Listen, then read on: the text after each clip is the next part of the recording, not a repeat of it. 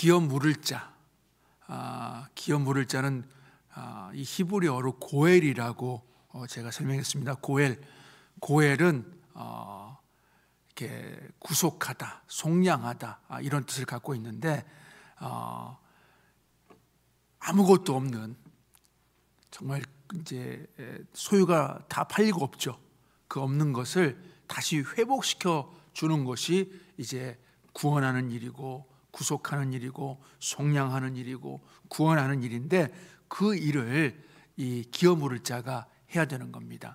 고엘이 해야 되는 겁니다. 그래서 그 고엘을 행해야 되는 자가 고엘을 행하지 아니하면, 오늘 행하지 않으려면 오늘 어떤 행동을 하고 있느냐면 신발을 벗어요. 신발, 자신이 신고 있는 신발을 벗어서 이제 이렇게 주는, 이웃에게 주는 그 장면이 오늘 본문에 나오는데, 그것은 뭐냐면 나의 소유가 이제 될 수 없다, 그것을 말해주는 겁니다.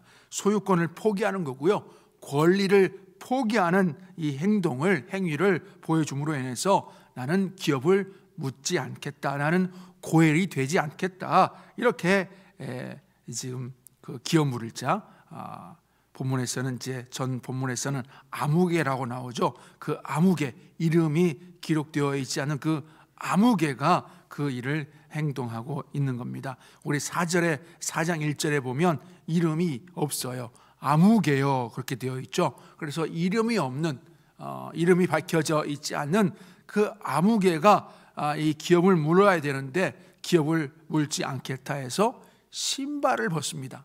신발. 그래서 신발을 벗는 행위를 많은 증인들 앞에서, 장로들 앞에서, 또 많은 사람들 앞에서 보여줌으로 인해서 자신은 기업을 물지 않겠다라는 행동을 하고 있는데, 이게 본문에 또 어디에 한번 나오냐면요, 26장에, 우리 26장에 보면 잠깐만요, 25장이네요. 25장에 보면 7절부터 한번 볼까요? 7절, 우리 7절부터 한번 10절까지 한번 더 읽어보겠습니다. 자, 시작. 그러나 신명기 25장입니다. 못 찾으셨으면 제가 그냥 읽어드릴게요. 그러나 그 사람이 만일 그의 형제의 아내 맞기를 즐겨하지 아니하면 그의 형제의 아내는 그 성문으로 장로들에게 나아가서 말하기를, 내 남편의 형제가 그의 형제의 이름을 이스라엘 중에 잊기를 싫어하여 남편의 형제된 의무를 내게 행하지 아니하나이다 할 것이요, 그 성읍 장로들은 그를 불러다가 말할 것이며 그가 이미 정한 뜻대로 말하기를, 내가 그 여자를 맞이하기를 즐겨하지 아니하노라 하면 그의 형제의 아내가 장로들 앞에서 그에게 나아가서 그의 발에서 신을 벗기고 그의 얼굴에 침을 뱉으며 이르기를, 그의 형제의 집을 세우기를 즐겨 아니하는 자에게는 이같이 할 것이라 하고 이스라엘 중에서 그의 이름을 신벗김 받은 자의 집이라 부를 것이니라. 이렇게 신명기 25장 7절에서 10절에 기록되어져 있습니다. 여기서는 굉장히 수치까지 주고 있어요. 신발을 이 과부된 자가 기업 물을 자가 만약에 기업을 물지 않겠다 하면 그 신발을 이 과부된 자가 벗기고요, 그리고 그 과부된 자가 그 얼굴에 침을 뱉어서 이제 수치를 주는 겁니다. 그래서 기업 물지 않겠다라는 그런 사람에게 이렇게 수치를 주는 내용이 신명기에 25장에 나오고 있는데, 오늘은 이제 그렇게까지는 오늘 본문에는 나오지 않지만 신발을 직접 벗어서 이렇게 보여줌으로 인해서 기업을 물지 않겠다라고 지금 말을 하고 있습니다. 자, 그래서 이렇게 8절에 보면 이에 그 기업 물을 자가 보아스에게 이르되 내가 너를 위하여 살아 하고 그의 신을 벗는지라.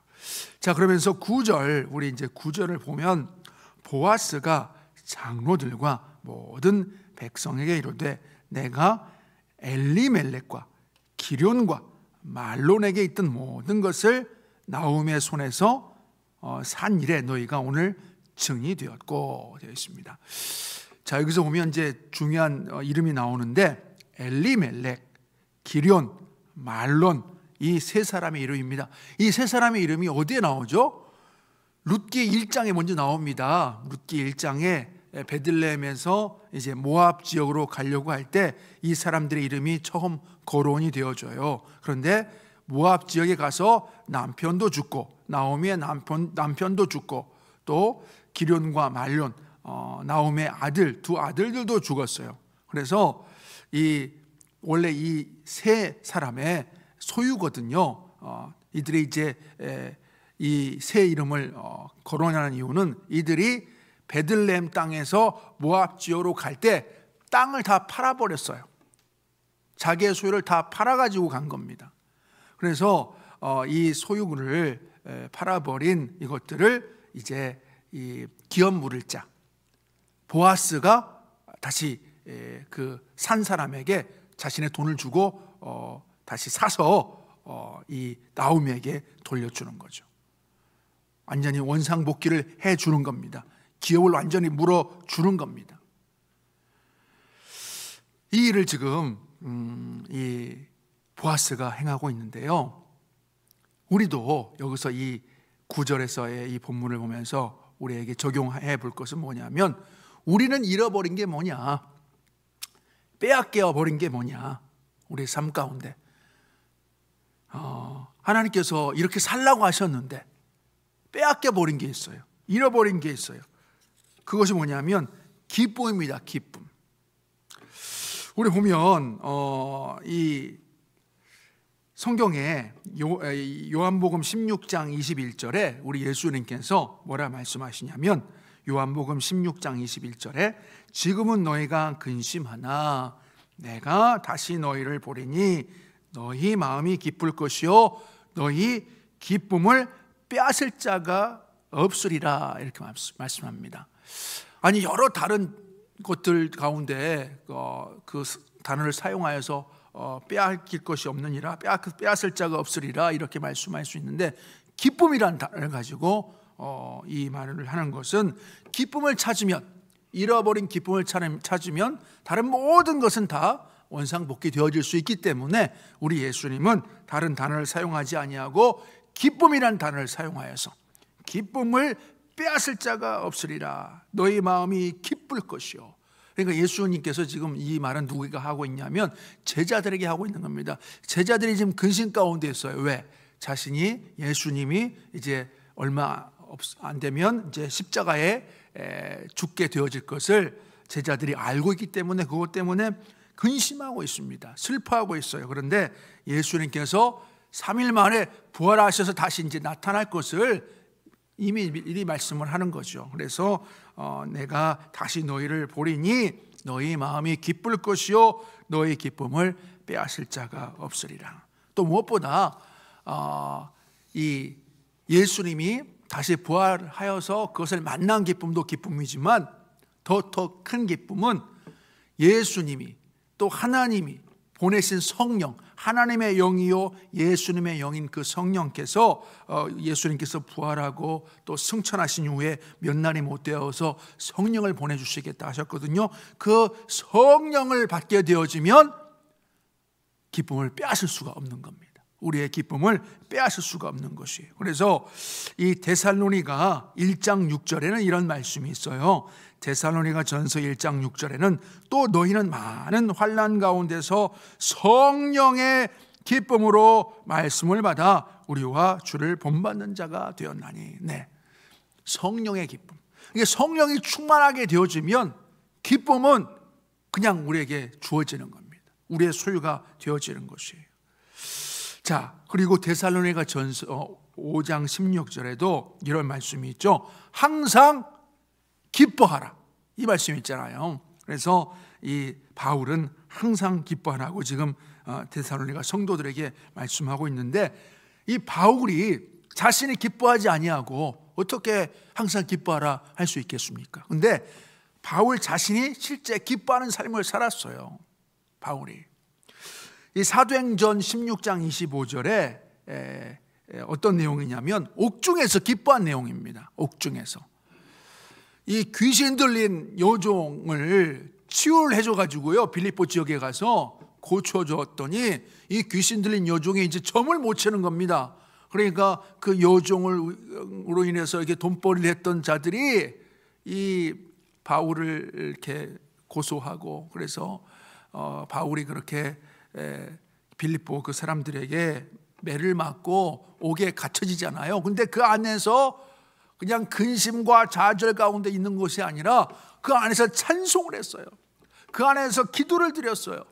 그랬더니 그냥 지진이 막 일어나는, 그 터가 지진이 일어나고요, 또 옥문이 막 열리고요, 또 이게 묶여있던 족쇄들이 다 막 차깍차깍 다 풀리는 겁니다.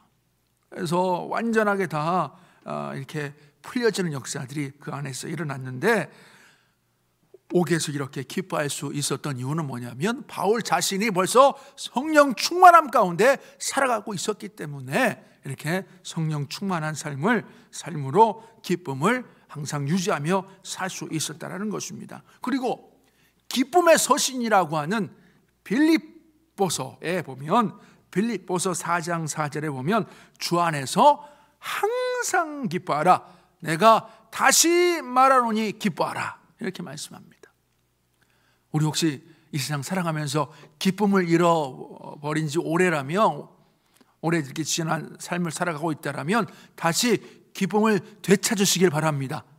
기쁨을 되찾으시길 바랍니다. 사탄이 그것을 빼앗아가 버렸어요.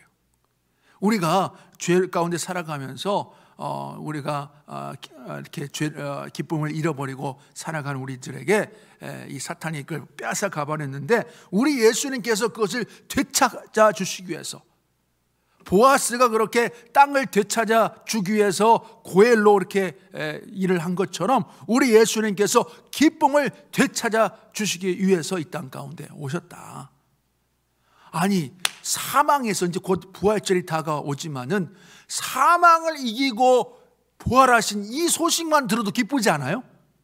사망을 이겼어요. 우리 예수님께서 사망을 이기시고 다시 사셨단 말입니다. 이 소리만 들어도 우리는 그냥 기분이 막 되찾아오잖아요.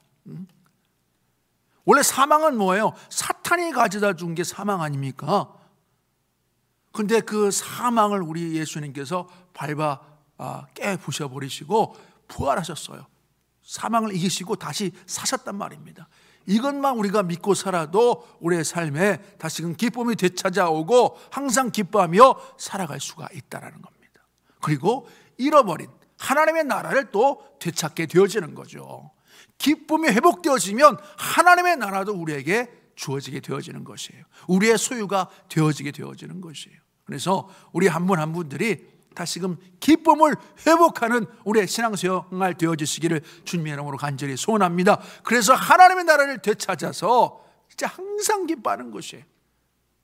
어떤 좌절 가운데, 어려움 가운데 바울처럼 그렇게 놓여 있다 할지라도 기쁨을 잃지 않고 살아가길 바랍니다. 바울은요, 이 고린도 후서 11장인가요? 거기 보면 40에 하나 감한 매를 맞았고요, 그냥 온갖 고난을 당한 내용들이 이 고린도 후서 11장에 기록되어져 있는데, 그런 것들을 경험하면서도 기쁨을 잃지 않았다. 그래서 우리의 삶 가운데도 어떤 어려움이 있다 할지라도 기쁨을 잃지 않고 그렇게 살아가시는 우리의 신앙생활이 되어주시기를 주님의 이름으로 간절히 소원합니다.